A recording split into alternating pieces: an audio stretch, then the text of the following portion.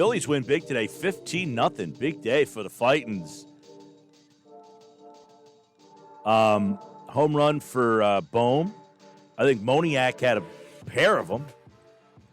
And then there was Odubel Herrera, who didn't only go deep, he went way deep. Bat flip and everything. Bob Wankel crossing broad is back. I feel like this will be an interesting conversation. Not because I'm like, hey, you were saying that he's not going to have a shot to make this team, and I don't know that he will, but he has certainly given him something to think about over the first couple of days. He had a hit the other day, had 2 hits today, had a home run today, played a ball in right field, fired a laser to the cutoff man to cut off a run at home. So if he's got a shot, he's at least stating his case, is he not? Yeah, Mike, what's up, man? Listen, I kind of, I've sort of taken a little bit of a reserved approach with Odubel Herrera. I think he's facing an uphill battle. Like, when you draw out the odds of will Odubel Herrera make this team or not, I mean, certainly those odds probably took a step forward today. But coming into this, the one question I really had was, will his performance actually matter? Like, if he goes out and plays well, will the Phillies give him a real opportunity to win this job? And based on what we've seen here in the first week, it seems like, independent of his actual play, the Phillies are giving him a chance. And I know a lot of people think that, maybe they're just trying to drive up his trade value. Let's be real here. We're talking about a guy that's going to make $10 million this year. They are not going to trade Odubel Herrera. This is either he is going to be at the alternate site, or he's eventually going to be part of the AAA roster, or he's going to be on this team. I don't see a trade destination for Odubel Herrera. And I kind of wondered, is this just a kind of like a all for show? Is this a CBA thing? But to me, it looks like they're giving him a real chance to redeem himself, with his teammates and with this organization and ultimately with the fan base. We'll see if he's able to do it. But, you watch that game today, and it's hard not to look at him and say, man, there's some upside, and we all know his faults and we all know his drawbacks, but there's a tremendous amount of upside here with this player. Yeah, I mean, he was an all-star for a year and had a couple of good years. It wasn't that, I mean, he was like not a perennial all-star, and had every team gets an all-star, but he had a nice year. He had a couple of nice years there, and then he really fell off. I wouldn't say really fell off. He played 39 games, was not having a good year at the start of the 19 season before obviously he got himself into trouble. And, we will not know how the team views what he did. He spoke in front of the team. It seems that the team is willing to give him this opportunity. So they played him in right field a couple of times, and I said to you the other day, are they trying to see if he has versatility to play? Hey, we can play you in left. We can play you in right. We can play you in center. And that if you really play well enough, you can win the center field job. Like, I don't know. I find this to be maybe now one of the more intriguing storylines, that if he keeps playing well down there, does he force their hand to have to make the decision that maybe they didn't want to have to make? Yeah, maybe. Joe Girardi said after the game today that he will get some opportunities in center field. That's coming in the next few days. And you know what? I mean, we're all going to look at the home run today, but if you really want to break it down, you look at the other hit that he had. He runs a deep count, gets a breaking pitch, stays on it, goes the other way with it. I mean, that's a really encouraging sign. It's easy to have pop in a spring training game, but to actually really work through and grind through an at-bat too, following that home run, going the other way. He had a nice base running play at one point. I mean, he really put together a very solid game. And again, we're in the first week of Grapefruit League action. It's one game here, but you can see that this team believes that there might be something more to this. And so far, he's done a nice job, and it has at least put himself in the mix. Yeah, and you mentioned he had 25 stolen bases a couple of years ago, too. And this is a guy, look, I don't want to sit here. I would have cut the guy. Like, just get yourself out of this position. Why even do it? I get it. They have to pay him, so they didn't do that. And there's probably other legal ramifications. Guess what? I don't care. I'll take the legal ramifications. I'm the Phillies. I can afford the legal ramifications for the good PR. They don't have a PR situation coming here. I mean, they post on Twitter, and if you read the comments section, it wasn't good. I mean, do they want to deal with that? He hits a home run. Oh, yeah, he hits home runs and his girlfriend. I mean, do they want to deal with that all year, or do they think it eventually goes away? I mean, is he worth that? I mean, this is a guy, Bob, that hit leadoff. He's hit third. So he's been a top-of-the-lineup hitter in his past.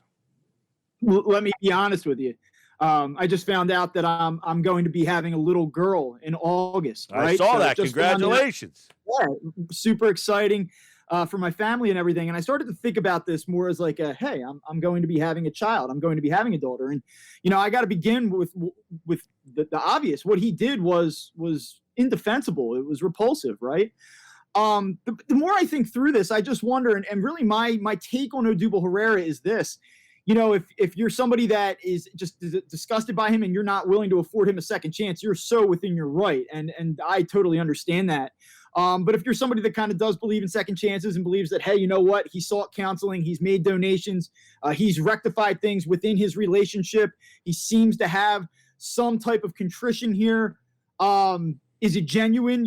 Time will tell, I guess. There is a great amount of people out there, though, that believe in that. And, the one thing I'll say about Twitter and the reactions that we see on social media is that Twitter is not real life, right? Like, it's easy to go on Twitter and condemn somebody or, take shots and take the high ground.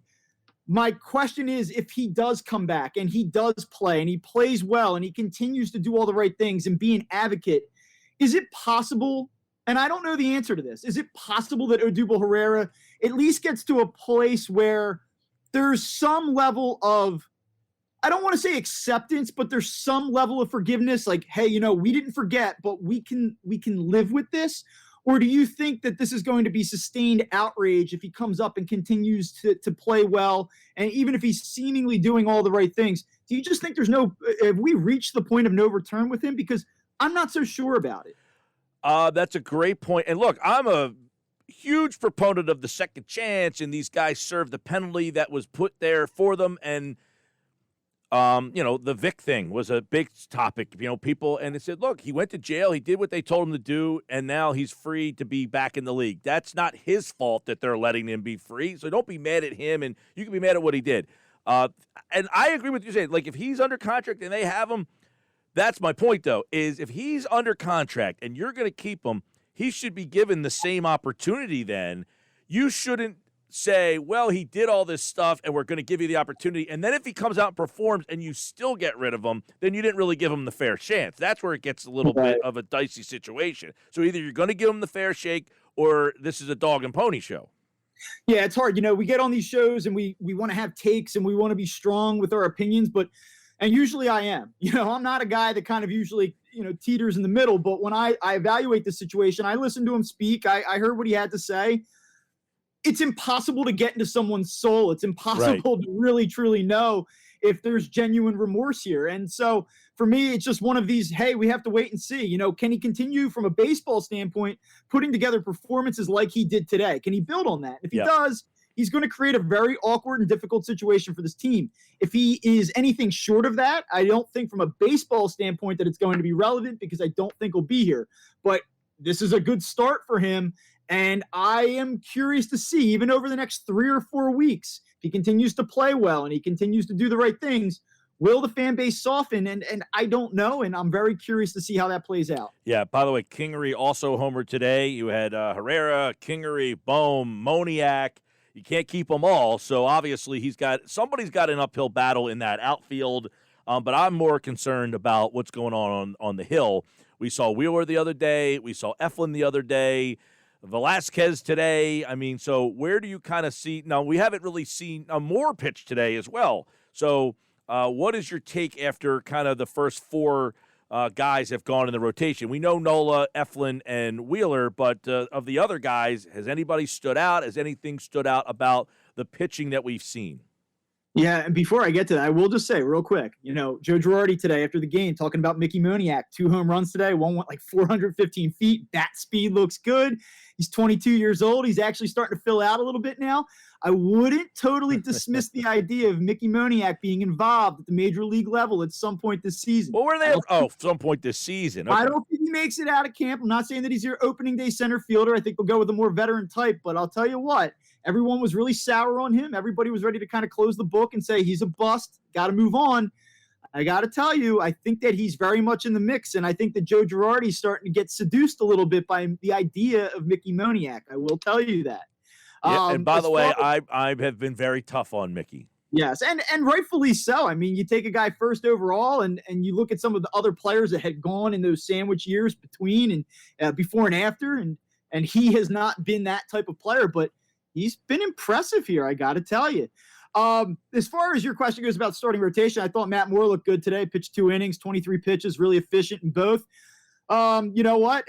Decent all-speed stuff, decent breaking stuff. Was hitting like 92 on the gun. For a first time out, I thought Matt Moore looked really good. I think the Phillies would like to have a lefty in their starting rotation. If I had to take a guess, I would think that he's going to be part of their opening day rotation. As far as the 5th spot goes, we'll see. You know, we're going to take a look at Chase Anderson tomorrow. We'll get our first look at Spencer Howard tomorrow, I believe, as well. They'll piggyback off of one another. I think that 5th spot's wide open. I think that the Phillies probably want Chase Anderson to win that job for a variety of different reasons. I think they want to be able to control Spencer Howard's innings. I think that they might not be opposed to having Spencer Howard pitch out of the bullpen. But we'll see what happens. And then I have to laugh when I say this, but Vince Velasquez threw the ball very well today. Yes, he did. He threw 2 innings, had 3 strikeouts. I was going to bring this up. The fact, though, that he was the second pitcher and that he didn't start a game, is there a message there that he's not in the competition for a starting job? Are they saying, hey, we're just thinking of you? Like, what do you read there? I think there may be something to that. I don't want to say that he's not in the competition, but I think that they're going into this with this design that, hey, Moore and Anderson are kind of the guys we're loosely penciling in there, and Vinny and Spencer, those guys are kind of on the outside looking in. Things could change, right? You know, you're an injury away from this whole thing being flipped upside down. So that was interesting. My man Mitchell had another good day today. I don't even know his first name, but I turned around and said, this guy Mitchell's throwing 95 heat up there. Couple strikeouts. I mean, he pitched well the first day. Brian Mitchell. Brian Mitchell. There we go. And Kinsler had a couple of strikeouts in an inning of work. So this bullpen is going to have a historic turnaround. Yeah, and you'll see the guys that haven't thrown yet, I believe, will all pitch tomorrow. So you'll see Hector Neris. I believe you'll see Archie Bradley, Sam Coonrod, those guys. I think you're going to get a look at all of those guys for the first time tomorrow. Yeah, I mean, obviously, we're very early in all this, but to start back where, Odubel has played 2 games already of the 4, so they're obviously giving him some shots, but Hastley seems like he's been out there a lot. Kingery played center today. So you had Hastley, Kingery, and Herrera all in that center field mix, all in the lineup today. Bohm, and was there one other guy? Oh, you mentioned Moniak that had the big day. Oh, Bryson Stott. He's the other guy I wanted to. No, he's not going to make the team, obviously, but is he a guy that at some point this year, or is he still a year or so away? I think it's realistic that you could maybe see him at some point. Really probably depends on how your regulars are playing, how injuries shake out, and really how he matures. I don't think he's an opening day guy, right? But I know that they like him. I know that the people in the development side they better really like him. Yeah, they do, and I like him too. I think that he's a ball player, but I do think when you go out and you sign Didi Gregorius to a 2-year deal, it kind of says not yet, and maybe he forces his way onto the field. He can play a little bit of second base too. That's an option. If Scott Kingery kind of continues to underwhelm or be inconsistent, or just wins the center field job outright, Gene Segura, maybe he struggles a little bit. Bryson Stott could play second base for this team, and maybe he does it this year, maybe he does it in 2022, but I think he's a factor. One of my 10 predictions was Kingery will have a big year. He went yard today. He looked like the guy that I saw in spring training a couple of years ago. Keep your eye on Kingery. I hope he makes everybody look back at last year and say, what was I saying about Kingery? He had COVID last year. That was the problem. He's not that bad. All right, Bob from Crossing Broad, Bob Wankel, as always, like all guests, appeared via the Boardwalk Honda hotline. Always good to talk to you, man. Mike, we'll talk to you soon, man.